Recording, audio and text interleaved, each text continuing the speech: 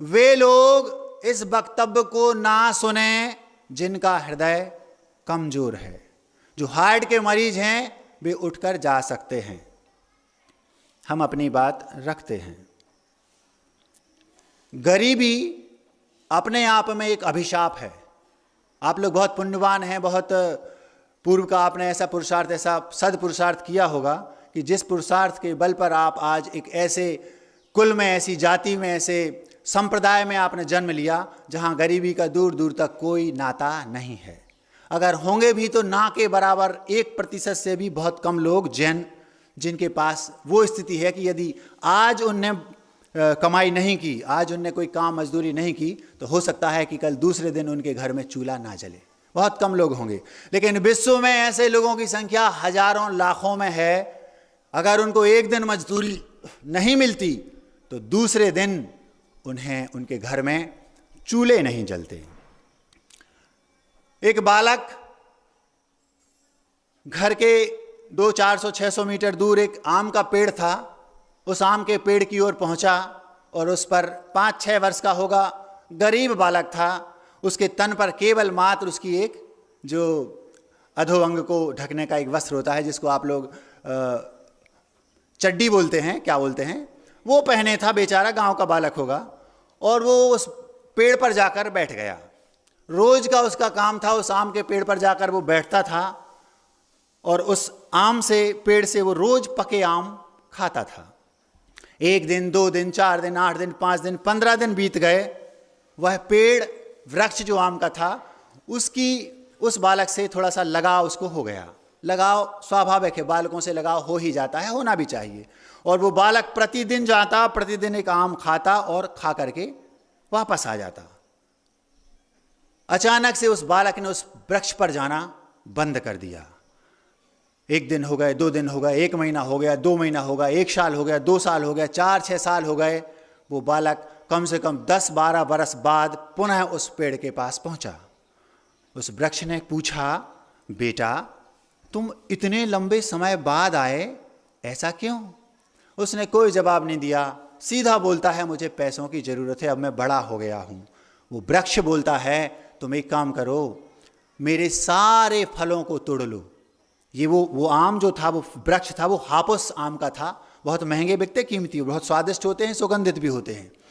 वो कहता है, तुम्हें पैसों की जरूरत है, तुम ये मुझे मत बताओ कि तुम किस समस्या से जूझ रहे हो, तुम तो मेरे सारे फलों को तोड़ लो और बाजार में जाकर ले जाकर बेच दो। हमने सुना है 1500-2000 रुपए डजन भी वो हापुस आम बिकते हैं। इतनी उच्च क्वालिटी के, उच्च नस्ल के वो आम होते हैं। तो वो बोलता है ठीक है। उसने 2 मिनट नहीं लगाया और हाँ बोला और अपना काम शुरू किया। पूरे आम के पेड़ से उसने उन पके हुए हापुस आमों को तोड़ा और बाजार में जाकर ले जाकर उसने बेच दिए और अपने पैसे जेब में रखे और चलता बना।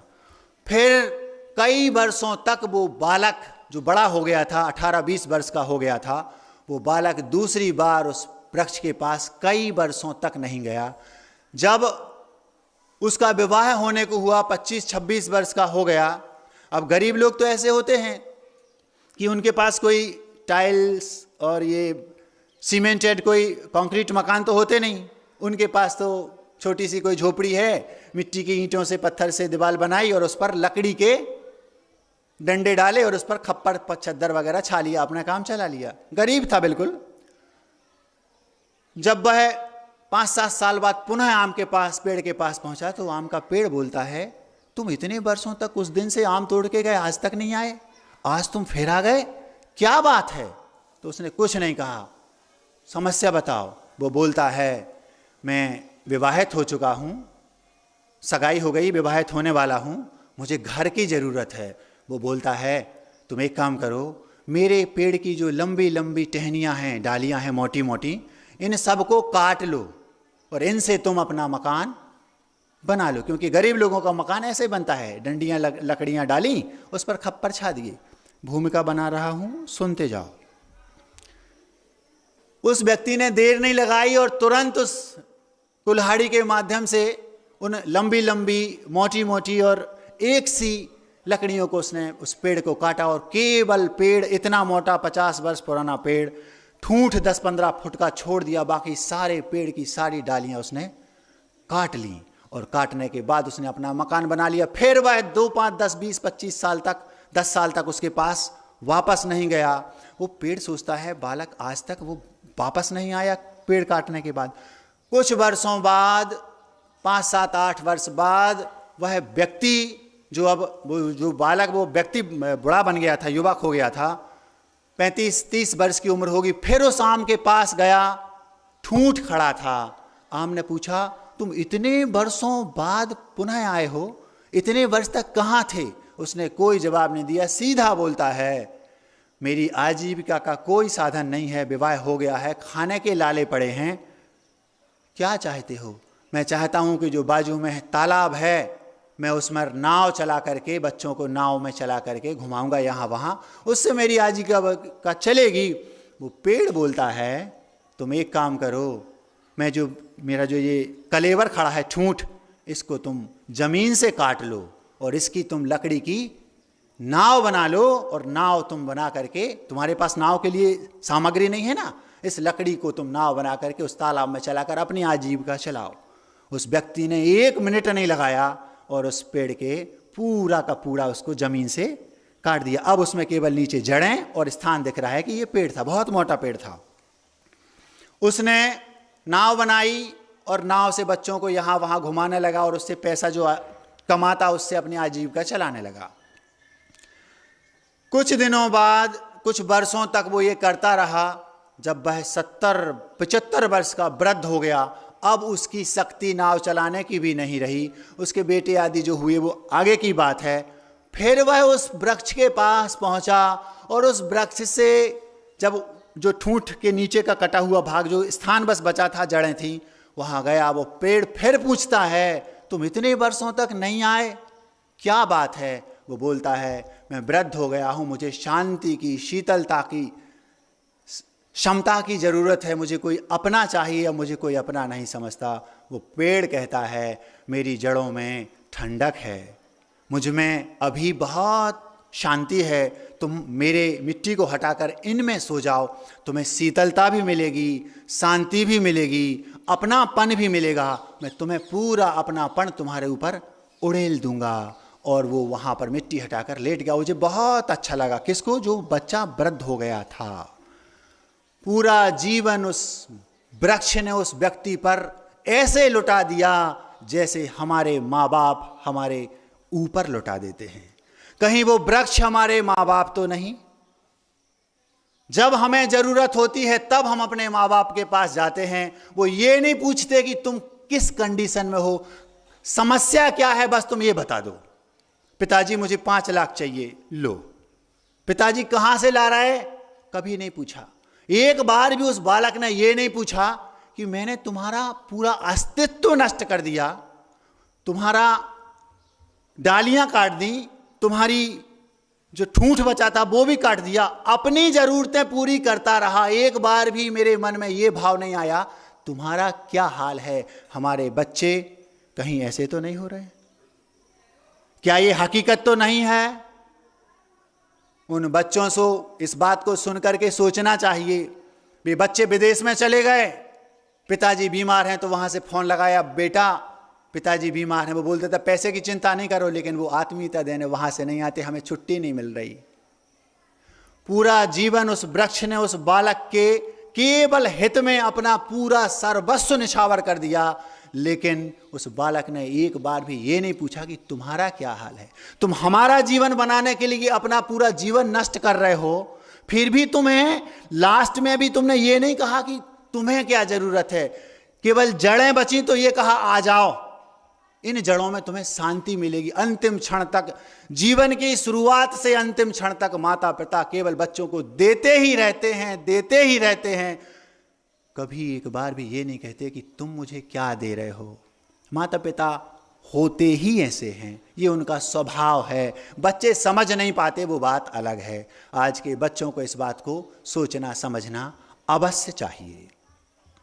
अब जब वह 75 वर्ष का हो गया, उठा, अपने घर पहुंचा। जो घर उसने पहले बनाया था उस आम की डालियों से, आज वो 50 वर्ष के बाद मिट्टी का घर कितने समय चलेगा, जर्जर हो गया, एक ओर से कहीं से दीवार भी गिर गई, एक आध कमरा छोटा मोटा बचा है, उसमें वह उसके घर के आंगन में किनारे पर एक वो नाव जो 50-40 वर्ष पहले उसने उसी पेड़ की डालियों से तने से बनाई थी, वो उसी के बाजू में जब घर बना रहा था, एक उसने जामुन का वृक्ष रोप दिया था। आज वो 50 वर्ष के बाद बहुत बड़ा एक वृक्ष बन गया, और उसी के घर के आंगन में एक खटिया समझते हो, पलंग, खटिया, वो भी उसकी लकड़ी भी उसी आम के वृक्ष की, और उस पर वो 70 वर्ष के दादाजी लेटे हैं, और उनके सामने उनका एक नाती बैठा है। वो नाती अनाथ तो नहीं है, लेकिन अनाथ से कम भी नहीं है। क्यों? क्योंकि जब उसकी माँ ने उसको जन्म दिया, जन्म देते ही उसकी माँ गुजर गई। 1 वर्ष के बाद उसका पिता भी गुजर गया। भाई और बहन थे। 2-5-10 वर्ष के बाद, उसके जन्म के 2-5-10 वर्ष के बाद उसके भाई और बहन भी किसी एक्सीडेंट का शिकार हो गए। उसके घर में केवल उसके 75 वर्षीय दादाजी और वो 17-18-20 वर्षीय नाती, बस। क्या क्या है? वही आम के डालियों का बना टूटा फूटा घर, उसके सामने एक उसी आम की डालियों से बनी खटिया पर दादाजी के पैरों के सामने बैठा बालक, और उस मकान के बाजू में एक बहुत बड़ा जामुन का 50 वर्ष पुराना वृक्ष। इतनी सामग्री वहां पर रखी है।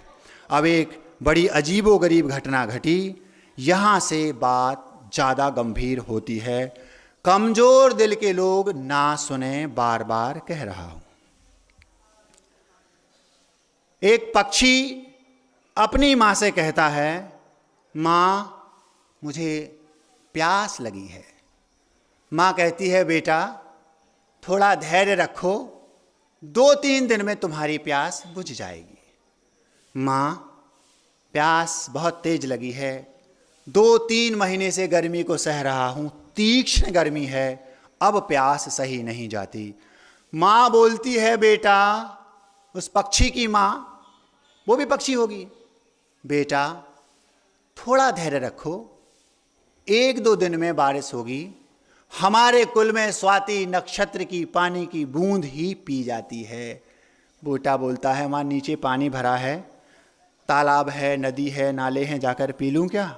नहीं बेटा, हमारे कुल में गंदे नदी नालों का, तालाबों का पानी नहीं पिया जाता।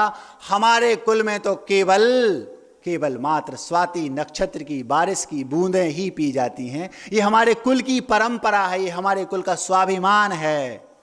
खूब कहा मां ने, बेटे ने, मां पी लूं नहीं। आपने कभी अपने बच्चों से कहा, बेटा हमारे कुल में कभी रात में नहीं खाया जाता, ये हमारे जैन कुल की परंपरा है, हमारे कुल में हमारे बच्चे रात में नहीं खाते, हमारे बुजुर्गों ने कभी रात में नहीं खाया। जैन दर्शन के लोग रात में खाना तो दूर, पानी तक नहीं पीते थे।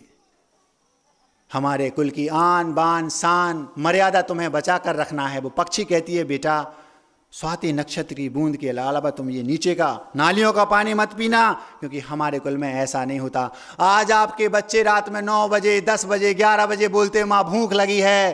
कभी आपने कहा, बेटा हमारे कुल में ऐसा नहीं होता, हमारे कुल की मर्यादा तो रखो। आप रात में 10 बजे किचन में जाती हैं, आटा गूंथती हैं, पराठे बनाकर बच्चे को खिला देती हैं। कुल की मर्यादा का जरा भी ख्याल नहीं है।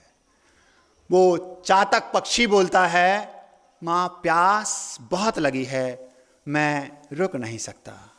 माँ बोलती, बेटा थोड़ा धैर्य रखो, 1-2 दिन धैर्य रखो। आप चाहती तो अपने बेटे से बोल सकती थी, बेटा 9-10 तो बज गए हैं, 5-6 घंटे की बात है, सुबह होते ही तू जो बोलेगा मैं खिला दूंगी बना के, 5-6 घंटे का इंतजार रखो, हमारे कुल में रात में नहीं खाया जाता। वो नहीं माना। आपके बच्चे भी नहीं मानते, ऐसे ही वो नहीं माना। वो पक्षी बोलता है, माँ प्यास बहुत जोर से है, मैं तो जाकर नीचे पानी पीऊंगा उस नाले, नदी नाले का। माँ ने कहा, मन तो मेरा बिल्कुल नहीं है, लेकिन तू बार बार कह रहा है, प्यास तुझसे सहन नहीं होती, तुझे कुल की मर्यादा का ख्याल नहीं है। अपने सीने पर पत्थर बांधकर मैं तुझे इतना कह देती हूं, तू नीचे के नाली का, गंदे नदी नालों का पानी मत पी, मानसरोवर चला जा। अगर तुझे पीना ही है तो मानसरोवर चला जा। जब आपके बच्चे आपके घर में आपसे कहते हैं मां मैं होटल जा रहा हूं खाने, तो आप ये तो कह सकती हैं बेटा हमारे कुल में होटल में जाकर खाना नहीं होता, लेकिन तू फिर भी नहीं मानता, तो अपने हृदय पर पत्थर बांधकर मैं इतना कह देती हूं, जिसमें वेज और नॉन वेज एक साथ मिले वहां मत जाना बेटा। हमारे कुल में वैसे तो होटल में ही नहीं खाया जाता, लेकिन तुझे फिर भी खाना है तो कम से कम जिसमें दोनों मिले उसमें खाने मत जाना। उस माँ ने, उस पक्षी की माँ ने छाती पर पत्थर बांधा और बोलती है अगर तुझे पीना ही है तो जा करके मानसरोवर का पानी पी के आ जा। ठीक है माँ, कम से कम इतना ही उसके अंदर था कि उसने माँ की बात मान ली, मैं होटल में तो जाऊंगा लेकिन वेज नॉन वेज जिसमें दोनों में एक साथ मिलता हो उसमें मैं नहीं खाऊंगा। ठीक है, चला गया। आप चाहती तो जब रात में 9 बजे मांगा तो उसे ये कह सकती थी बेटा हमारे कुल में रात में तो नहीं खाते, आन बान शान मर्यादा कुछ होती है वो रखो, लेकिन फिर भी तू नहीं मानता तो बेटा पानी पी ले, दूध पी ले, लेकिन तू रात में बना के तो मत खा, पराठे बनाकर रात में तो मत खिलाओ। फिर भी ठीक है, कोई बात नहीं। उस बेटे ने माँ के आशीर्वाद लिया और माँ बहुत अंदर से दुखी है कि हमारे कुल में ये क्या होने लगा, और आशीर्वाद दे दिया। वो बेटा उड़ के चला गया। जब वो गया तो चलते चलते चलते उड़ते उड़ते उड़ते उड़ते मानसरोवर जाना है, उड़ते उड़ते उड़ते ऐसी परिस्थिति बन गई, संध्या हो गई। जब संध्या हुई तो वो उसी वृक्ष पर जाकर के रात्रि विश्राम हेतु बैठ गया। कौन? वो चातक पक्षी। कौन से वृक्ष पर? जिस वृक्ष के नीचे वो टूटा फूटा उस आम की डालियों का बना मकान, उसके आंगन में वो टूटी फूटी नाव, उस पर वो टूटी फूटी खाट, उस पर वो 70-75 वर्ष के टूटे फूटे दादाजी और 18-20 वर्ष का उनका नाती, और ऊपर बैठा है वो चातक पक्षी जो रात्रि विश्राम के लिए आया है। सुबह उड़ करके उसको मानसरोवर जाना है। अब यहां तक भी आपने सुन लिया हो, इसके बाद कमजोर हृदय के लोग उठकर चले जाएं। वो पक्षी ऊपर से नीचे की परिस्थितियों को देख रहा है, भांप रहा है, जान रहा है नीचे क्या घटना घट रही है। सुनो, वो नाती जो दादाजी खटिया पर लेटे हैं, नाती ने दादाजी का पैर छुआ। पैर छूते ही दादाजी उठकर बैठ गए। दादाजी आप उठकर क्यों बैठ गए? बेटा क्या बात है? दादाजी कुछ तो नहीं, मैं तो कई वर्षों से आपके पैर दबाता हूं, इसी कंडीशन में, इसी समय, इसी दिन, रोज यही कंडीशन है। आप लेटे रहते हैं, मैं आता हूं, आपके पैर छूता हूं। आज तक आप कभी उठकर नहीं बैठे, आज आपको आखिर अचानक ये क्या हो गया? क्यों उठकर बैठ गए? बेटा सच सच बताओ, बात क्या है? दादाजी कुछ तो नहीं। कुछ तो है। सिर नीचा कर लिया बेटे ने। दादाजी आप कैसे जान गए? बेटा तुम्हारे स्पर्श से पता चल गया। रोज का जो तुम्हारा हाथ का स्पर्श मेरे पैरों को होता था, आज उसका जो टच था वो अलग है। आपके घर में आपके बच्चों को लगता है हमारे पिता माता कुछ नहीं समझते, वे तुम्हारे पिता के पिता हैं, वे सब समझते हैं, बस तुम्हें बताते नहीं कि हुआ क्या है। तुम कुछ भी करतूत करके घर से आते हो, बाजार से, बाहर से घर में आते हो, वो तुम्हारा चेहरा देखकर समझ लेते हैं तुम्हारे माता पिता की तुमने गड़बड़ी क्या की है। स्पर्श से उन दादाजी ने पता लगा लिया कि आज बेटा कुछ गड़बड़ करके आया है। तुरंत उठकर बैठ गए, बोले बेटा दाल में काला है, तुम ये बताओ आज क्या गड़बड़ी हुई? आपने कैसे जाना? तुम्हारे हाथ की छुअन बता रही है कि रोज जैसा स्पर्श आज नहीं है। इतना बारीक तजुर्बा रहता है हमारे माता पिता को। बच्चे सोचते हैं कुछ भी गुल खिला के आ जाते हैं और घर में बिल्कुल राम जैसे घुस गए। वो सोचते हैं हमारे पिता कुछ नहीं समझते। वे तुम्हारे बाप के बाप हैं, वे सब समझते हैं, लेकिन केवल बताते नहीं। क्यों? क्योंकि एक ही बेटा है। पहले 10-10 होते थे, 2 दीक्षा ले लेंगे, 2 समाज सेवा करेंगे, 2 राजनीति में चले जाएंगे, 2 और कुछ करेंगे, 2 व्यापार करेंगे। भगवान महावीर की जो पर उस वो थे 16 थी, 16 मौसी और उनके जो वो होते ना 16 थे। देख लेना कभी भगवान महावीर जी का, सुन लेना क्या था। 16 बहनें थी उनकी माँ भगवान महावीर की, आपकी केवल एक, वो भी नहीं, या तो एक बेटा। तो डरते क्यों हैं पिताजी? इसलिए डरते हैं कि बेटा एक ही है, कुछ ज्यादा बोल दिया तो भाग जाएगा, हमारा क्या होगा। कुछ नहीं कहा, दादाजी सीधे खड़े हुए बैठ गए। सीधा सीधी बताओ गड़बड़ी क्या हुई? दादाजी आपने कैसे जाना? स्पर्श से समझ में आ गया। आप लोगों को लगता है गुरु भी बिल्कुल ऐसे ही होते हैं। हम लोग जब गुरु जी के पास रहते हैं, गुरु जी की जब रात्रि में गुरु जी जैसे ही सामायिक करने के बाद आचार्य जी लेट गए, लेटने के बाद हम लोगों को लगता है गुरु जी की आंखें बंद हैं और वो कुछ समझ नहीं रहे, देख नहीं रहे। हम लोग जाएंगे, उनके पैर दबाएंगे और चुपचाप उठ के भाग आएंगे। सुबह वो कहते हैं श्रवण सागर जी आए थे रात में पैर दबाने। आपको कैसे पता? आपको कैसे पता? आप तो सो रहे थे। तुम्हें लगता है कि पिताजी सो रहे हैं, तुम्हें लगता है कि पिताजी गुरुजी सो रहे हैं, वे तुम्हारे स्पर्श से समझ लेते हैं कि तुम कौन हो। एक बार नहीं, 2 बार नहीं, 50 बार। यहां पर 5 महाराज है, किसी से भी पूछ लेना, अथवा आपके नगरों में जहां जितने महाराज हों सबसे पूछ लेना, सब आपको यही कहेंगे आज तक रात में गुरुजी ने आंख खोलकर नहीं देखा। 4 महाराज भी अगर रात में उनकी सेवा करने आए तो सुबह चारों के नाम गिना देंगे। विनम्र सागर जी आए थे रात में, सौम्य सागर जी आए थे, दुर्लभ सागर जी आए थे और समता सागर जी आए थे। प्रत्येक शिष्य के स्पर्श से वो सुबह बता देते हैं कि कौन आया था। इतना जबरदस्त ज्ञान गुरु को स्पर्श से पता चल जाता है। दादाजी को लगा दाल में कुछ काला है, सच सच बताओ बेटा गड़बड़ क्या है? दादाजी मैं कल मजदूरी के लिए बाहर गया था। गरीबी बहुत बुरी चीज़ होती है, लेकिन मजदूरी कल मुझे नहीं मिली। मैं वापस आया, घर में जो कुछ थोड़ा बहुत आटा दाल बचा था उससे मैंने बनाया, खुद खाया, आपको खिलाया। आज पुनः मैं सुबह मजदूरी के लिए गया, इत्तेफाक से आज भी मजदूरी नहीं मिली। शाम को जब आने लगा तो मैंने सोचा कि मैं तो अपना दिन निकाल लूँगा, रात निकाल लूँगा, मेरे 75 वर्षीय दादाजी का क्या होगा? मुझे पता है आपके दिए हुए संस्कार मेरे रग रग में भरे हैं, मुझे पता है मेरे कुल की मर्यादा, लेकिन पिताजी बहुत सोचने के बाद भी दादाजी मुझसे रहा नहीं गया। सिर पर, हृदय पर पत्थर बांधकर मैंने एक व्यक्ति का बटुआ चुरा लिया। बेटा तुमने अनर्थ कर दिया, तुमने अनर्थ कर दिया। 75 वर्ष के इतिहास में आज तक हमारे खानदान में कभी किसी ने एक लौंग नहीं चुराई। तुमने बहुत बहुत बहुत बड़ा अनर्थ कर दिया। बेटा तुम्हें पता है एक चातक पक्षी होता है, अब देखो वो चातक ऊपर सुन रहा है, एक चातक पक्षी होता है, वो मर जाता है लेकिन कभी भी अपने कुल की मर्यादा को नष्ट नहीं करता। वो अपने कुल की आन बान शान को कभी बनाए रखता है, हमेशा उसकी मर्यादा भंग नहीं करता। वो अपने स्वाभिमान की रक्षा करता है, प्राण भी चले जाएं लेकिन वो कभी भी स्वाति नक्षत्र की बूंद के अलावा गंदे नदी नालियों का पानी नहीं पीता। बेटा तुम आज गंदे नदी नाले का पानी पी के आ गए, तुमने कुल की मर्यादा को मिट्टी में मिला दिया। जैसे ये शब्द उस चातक पक्षी ने सुने, आंख से उसके आंसू टपक गए। वो दोनों आंसू उस दादाजी के हाथ पर गिरे और वो कहता है हमारे कुल की इतनी प्रशंसा, हमारे कुल का ये बहुमान है कि मनुष्य भी इसकी प्रशंसा करते हैं।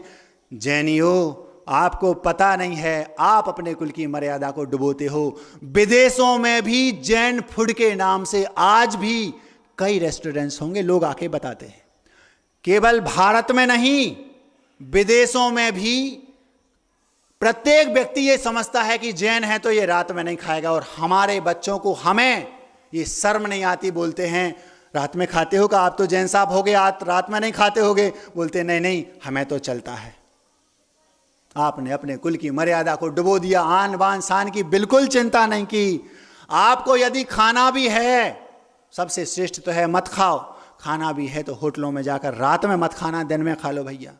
अगर तुम्हें बाहर खाने का इतना शौक है, रात में खाने का शौक है, तो दरवाजा बंद करके घर में खाना। एक साहू जी आए थे हमारे पास, बोले महाराज जी हमारे पड़ोसी जैन साहब हैं। उनको आनंद इस बात पे आ रहा था कि हमारे पड़ोसी जैन साहब हैं, पड़ोसी जैन हैं, इस बात का उसको गौरव आ रहा है, और तुम जैन होके अपने कुल की मर्यादा को मिट्टी में मिला रहे हो, जरा भी शर्म नहीं आती। वो चातक पक्षी आंखों से आंसू टपकाने लगा। मुझे ये बात बोलने में रोमांच आ रहा है, आपको सुनने में आ रहा है कि नहीं मैं नहीं कह सकता। वो पक्षी, उसकी आंख से आंसू टपक गया। मेरी माँ बार बार बोल रही थी हमारे कुल में स्वाति नक्षत्र की बूंद का पानी पिया जाता है। वो दादा उस अपने बेटे को समझा रहे हैं कि कभी भी गंदे नदी नालों का पानी चातक पक्षी नहीं पीता। हमारे कुल की इतनी मर्यादा है, इतने गुणगान गाए जाते हैं, और मैं अपने कुल को डुबोने जा रहा हूं। सुबह हुई और उस पक्षी ने दौड़ लगा दी, किस ओर? मानसरोवर की ओर नहीं, वापस अपनी माँ की ओर पहुंचा। माँ मुझे क्षमा कर दो, हमारे कुल के लोग के यश को मनुष्य गाते हैं। पूरी कहानी उसने अपनी माँ को वैसी की वैसी सुना दी। माँ मैं आपको समझ नहीं पाया, हमारे कुल में तो ऐसा होता है, लोग ऐसा कहते हैं, मैंने अपनी कानों से सुना, आंखों से देखा, पूरा का पूरा दृश्य उस जामुन के पेड़ के नीचे जो घटना घटी सब माँ को सुना दी। माँ ने बेटी को गले लगा लिया। माँ कहती है बेटा तुमने आज मेरे कुल की लाज रख ली। और वो बेटा अब वहाँ पर उस वृक्ष के नीचे जो दादाजी थे, दादाजी की आंखों में आंसू आ गए। दादाजी बोलते हैं बेटा सुबह का भूला यदि शाम को घर वापस आ जाता है तो उसे भूला नहीं कहते। जाओ बेटा, अगर तुमने चुरा भी लिया, भले तुम्हारा इंटेंशन कुछ भी हो, तुमने चुरा भी लिया है, कुछ नहीं बिगड़ा, जाओ वापस दे करके आ जाओ। दादाजी आपका क्या होगा, आप रात्रि में भूखे रहेंगे। दादाजी बोलते हैं स्वाभिमान को नष्ट कर कर पेट भरने से अच्छा है स्वाभिमान के साथ भूखे रह लेना। स्वाभिमान को नष्ट कर कर पेट भर के रात गुजारने से मतलब है भूखे पेट करवट बदलते बदलते रात गुजार देना, ये ज़्यादा अच्छा है। पिताजी बोलते हैं कुल की मर्यादा को नष्ट करके जीवन जीने से अच्छा है कुल की मर्यादा को बना करके मौत को स्वीकार कर लेना। दादाजी बोले बेटा मुझे भूखा रहना पसंद है, जाओ उस व्यक्ति को वापस देकर आओ, एक पाई भी उसमें से निकालना नहीं। बेटा बोलता है दादाजी मैं वापस बाद में कमा कर दे दूंगा। नहीं, अभी देकर आओ।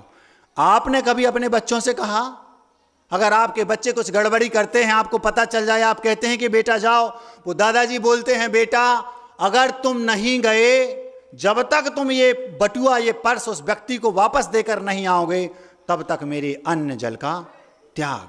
कभी आपने कहा अपने बच्चों से जब तक तुम मंदिर नहीं जाओगे, हमारे कुल में प्रतिदिन देव दर्शन होता है, जब तक तुम मंदिर नहीं जाओगे तब तक मैं भोजन नहीं करूंगी। कभी आपने कहा? बुंदेलखंड में आज भी ये परंपरा है, बेटा बोलता है माँ मुझे ये खाना वो खाना, जो तू बोलेगा मुंह में बना के दूंगी। बना दिया, थाली सजा दी, ढक दी, जाओ बेटा पहले मंदिर हो गया। माँ मैं नहीं जाऊंगा, सीधी लाठी उतारती है, मेरे साथ ऐसा ही होता था। माँ सीधी लाठी उठाती है, पतली डंडी, पहले जाओ जो तू बोलेगा मैं बना के दूंगी। बना दिया है, तैयार है, रेडी टू ईट, लेकिन पहले तुम जाओ मंदिर करके आओ। दिखाना पड़ता था तिलक, यूं माँ मैं देखो ये चंदन लगा के आया हूं, जब दिखाऊं तब भोजन मिलता था। आपने कभी कहा अपने बच्चों से कि जाओ बेटा पहले मंदिर होके आओ फिर दूंगी? हमारे कुल में रात में नहीं खाया जाता, हमारे कुल में रोज भगवान के दर्शन किए जाते हैं, ये कुल की मर्यादा है। कभी नहीं कहा। और दादाजी ने 75 वर्ष की उम्र में भी भूखे पेट, बेटा जब तक तू वापस बटुआ देकर नहीं आएगा मैं अन्न जल ग्रहण नहीं करूंगा। जैसे इतना बोला वो बेटा हिल गया। वो बेटा बोलता, दादाजी बोलते हैं तुम जिसका बटुआ चुरा कर लाए हो देखो तो उसमें क्या है। देखा तो उसमें हजार हजार के सैकड़ों नोट थे, लाखों रुपए उसमें रखे थे।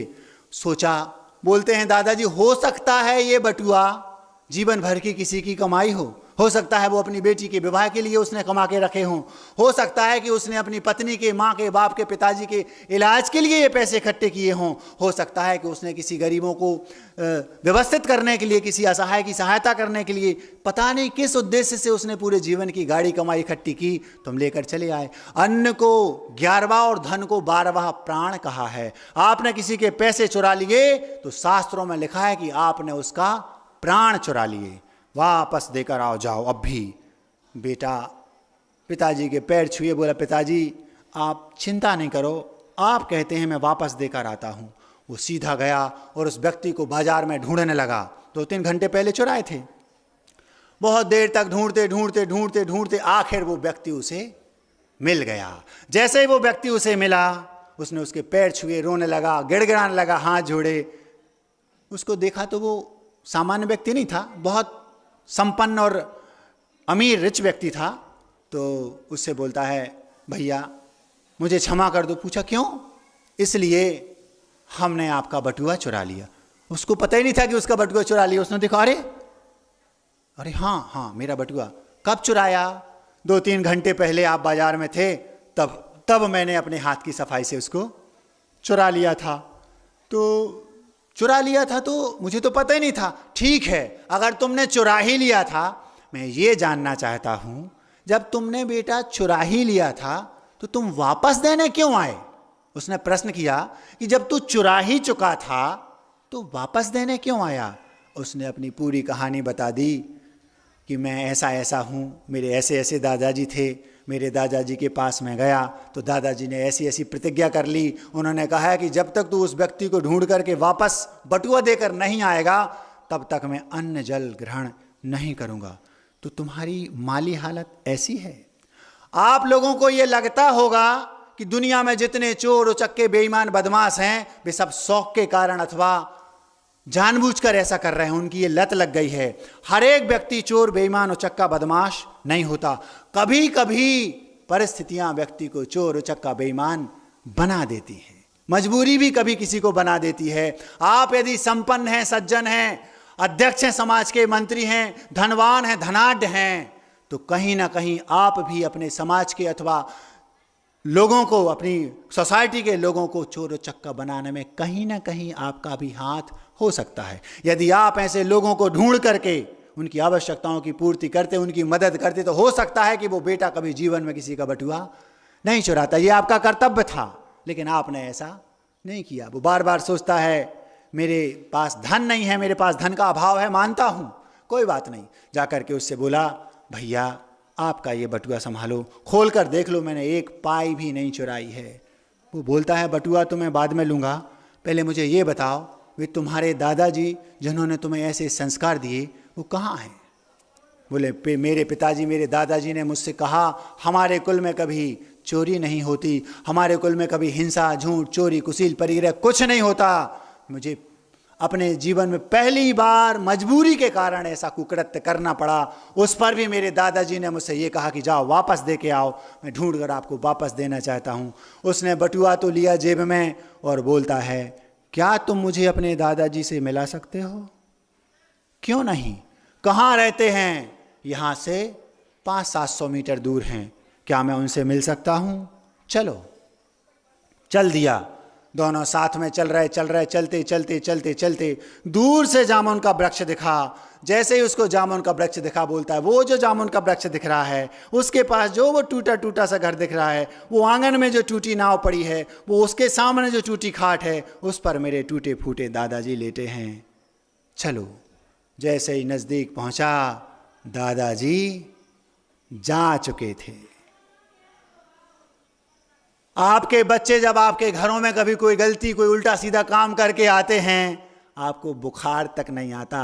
उन दादाजी के प्राण चले गए। एक बार पूरे जीवन में उनके नाती ने एक गलती की। आपके बच्चे दिन में 2-2 बार गलती करते हैं, पूरे जीवन में हजारों कुकृत्य करके भी आ जाते हैं, और आप कहते हो मेरा बेटा तो लाखों में एक है। क्यों? क्योंकि आपका एक ही बेटा है। पता भी है कि ये लाखों में नहीं, एक में भी एक नहीं है, फिर भी आपकी मजबूरी है, कहना पड़ता है। यदि कह दूंगा कि ये ऐसा है तो आप वो भाग जाएगा, फिर हमारा क्या होगा? उन दादाजी को इतना सदमा लगा। 75 वर्ष के इतिहास में आज तक मैंने कभी अपने बच्चों को ये संस्कार नहीं दिए, हमारे कुल में कभी ऐसा नहीं हुआ। इस बेटे ने हमारे कुल की मर्यादा को नष्ट कर दिया, और उन दादाजी के प्राण पखेरु उड़ गए। जब वो व्यक्ति उनके पास पहुंचा, देखता है तो दादाजी के चेहरे पर एक अलग ही तेज था। आप लोग ऐसा समझते होंगे कि जिसके पास पैसा है वही कुलीन हो, ये जरूरी नहीं। कोई व्यक्ति कुलीन हो, उसके पास पैसा हो, ये जरूरी नहीं, और किसी व्यक्ति के पास पैसा ना हो वो कुलीन ना हो, ये भी जरूरी नहीं। वो दादाजी कुलीन थे, पैसा नहीं था पूर्व कर्म के उदय से, वो अलग बात है। कई लोग ऐसे भी होंगे जो करोड़पति अरबपति होंगे लेकिन वे कुलीन नहीं होते। कभी भी वो कहीं भी किसी पर भी कभी भी कहीं भी कुछ भी चुरा सकते हैं, चुराते हैं। उस बेटे ने, मुझे बोलते बोलते रोमांच आ रहा है, उस बेटे ने कहा हमारे दादाजी थे, एक मेरी छोटी सी गलती में चले गए, वहीं उसने कायसर कर लिया, जीवन में मर जाऊंगा लेकिन कभी किसी भी पाप को, छोटे से छोटे पाप को भी कभी नहीं करूंगा। जीवन भर के लिए इस बात का उसे गम हो गया, दुख हो गया, मेरी एक गलती ने मेरे दादाजी को मुझसे दूर कर दिया। वो बेटा अभी जो वो पेड़ था जिसकी अभी जड़ें बाकी थीं, उस बेटे ने पूरी कहानी, क्योंकि दादाजी के मुख से सुनी थी, उस सज्जन को सुनाई। वो सज्जन बोलते हैं चलो अब हम इनका अंतिम संस्कार करते हैं। अंतिम संस्कार कहाँ किया पता है? वहाँ किया जिस पेड़ के आम वो दादाजी बचपन में खाते थे, जिस वृक्ष ने अपनी डालियों से वो घर बनाने के लिए डालियां दी थी, अपना अस्तित्व नष्ट किया था, जिस वृक्ष ने फल दिए थे जाकर के बेच करके पैसे कमा लेना, जिस वृक्ष ने अपना और जो कुछ बचा था वो भी दे दिया कि जाओ तुम नाव बना लो, वो नाव भी रखी है, वो घर में वो लकड़ियां भी रखी हैं, वो खटिया भी है जिस पर दादाजी लेटे थे, और वो जड़ें जहाँ वो वृक्ष था उसको काटा गया था वो भी है। उसी वृक्ष के ठूंठ जहाँ से काटा था उसी पर उन्हीं घर की पूरे घर को तोड़ा गया और उनकी वो सारी आम की लकड़ियाँ निकाली गईं, वो खटिया भी, वो नाव भी, सारी की सारी एकत्रित इकट्ठी करके उससे उन दादाजी की चिता बनाई। पिताजी बूढ़े भी हो जाएं वृक्ष की भांति, अंतिम श्वास तक केवल देते ही देते रहते हैं। केवल जड़ें बची थीं, उन जड़ों ने भी दिया ही, वो लकड़ियां उनकी जड़ों की उनकी अंतिम संस्कार में काम आईं। और उस दादाजी को उन्हीं लकड़ियों के द्वारा उस नाव और उस खटिया की लकड़ियां और उस मकान को तोड़कर वो सारे पेड़ की पुरानी 50 वर्ष पुरानी लकड़ियों को उसी स्थान पर इकट्ठा किया गया और वहाँ उन दादाजी की अंतिम संस्कार किया गया। उस पेड़ ने अपना सारा अस्तित्व नष्ट करके भी अपने बेटे जैसा उस बेटे को पाला। आपके घरों में आप भी अपने बच्चों के साथ ऐसा ही करते हैं, बस आप ये नहीं करते, उन्हें जताते नहीं हैं। क्यों? एक बेटा है। आप उन्हें ये बातें बार बार बताएं कि मैं जब तुम छोटे थे तो माँ, आप जब गीला लघु शंका कर देते थे तो आपको माँ सूखे में सुला देती थी और खुद गीले में सो जाती थी। ये बातें आप उनको बताएंगे तो उन्हें याद रहेगा कि हमने ये किया। आज आप पूछते हो बच्चों से तो वो कहते हैं आपने हमारे साथ किया ही क्या है, ये तो आपका कर्तव्य था। अब आप याद दिलाएंगे उस पेड़ ने क्या नहीं किया, कभी कुछ पूछा नहीं, देता ही देता रहा और अंतिम संस्कार में भी उसकी अस्थियां जो जड़ें थीं वो भी काम में आ गई। कुछ नहीं बचा, पूरा अस्तित्व उसने उस बेटे पर निछावर कर दिया। संस्कार हो गया। अंतिम संस्कार होने के बाद वो व्यक्ति बोलता है बेटा अब तो तुम्हारा घर भी नहीं रहा, नाव भी नहीं रही, खटिया भी नहीं रही और टूटे फूटे दादाजी भी नहीं रहे। अब एक काम करो, तुम हमारे साथ चलो, हम तुम्हें काम देंगे। ठीक है, वो चला गया। उसने कहा ये बेटा संस्कारित है, ऐसे जिसके संस्कारवान दादाजी थे ऐसे लोगों को मुझे आश्रय देना चाहिए, और उसने उसको अपने पास रखा। संस्कारों का प्रभाव क्या पड़ता है आप देखिए। 2-3 वर्ष में उसने जान लिया कि ये जो बेटा है ये तो बहुत ऊंची चीज है। मैं तो इसको ऐसा ही सामान्य व्यक्ति समझता था, ये बेटा तो संस्कारों की खान है, इसके रग रग में संस्कार भरे हैं, क्योंकि कुलीन व्यक्ति कभी भी अपने कुल की मर्यादा छोड़ता नहीं। उसको वो पूरा जीवन याद था कि मेरे जीवन में ये घटना घटी और मैंने वो पर्स चुराया था तो क्यों चुराया था, ये भी उसे याद था। उसने उसके यहाँ काम किया। 2-3 वर्ष में उस व्यक्ति ने समझ लिया कि ये व्यक्ति छोटा मोटा नहीं, सामान्य नहीं, ये कुलीन व्यक्ति है। उसने उससे कहा बेटा मैं तुम्हें अपना बेटा बनाना चाहता हूँ। संस्कारों का फल ये मिला, उसने अपना उसको उत्तराधिकारी बना दिया और करोड़ों की संपत्ति का वारिस वो बेटा जो कभी दादाजी के पैर दबाता था बन गया। अभी पिक्चर बाकी है। क्या हुआ? जब वह करोड़ों की संपत्ति का मालिक बन गया तो उसके मन में वो बात थी कि जितने भी चोर उचक्के हैं वो सब स्वाभाविक नहीं होते। उसके मन में ये बात थी, मजबूरियां भी कभी किसी को चोर बना देती हैं। जो स्वाभाविक चोर हैं मैं कुछ नहीं कर सकता, उनके पास करोड़ों भी हो जाएं लेकिन वो चुराएंगे, आदतन अपराधी हो गए। लेकिन जो मजबूरी में बनते हैं, मैं अपनी इस संपत्ति का उपयोग केवल मात्र उन मजबूर चोरों को चोरी से रोकने में करूंगा। उसने क्या किया, लिस्ट बनवाई। उसके पास करोड़ों की संपत्ति हो गई, व्यापार भी करता था, करने लगा, करते हैं। कई लोग हैं जिनके पास बहुत व्यापार हैं, उनके सब वर्कर करते रहते हैं, लेकिन वो ऐसी लिस्ट बनाकर कि मुझे क्या करना है, उसने ऐसी लिस्ट बनाई। जितने भी सज्जन और सच्चे लोग हैं, गरीब हैं, गरीबी रेखा के नीचे जी रहे हैं, उनका सहायता करना,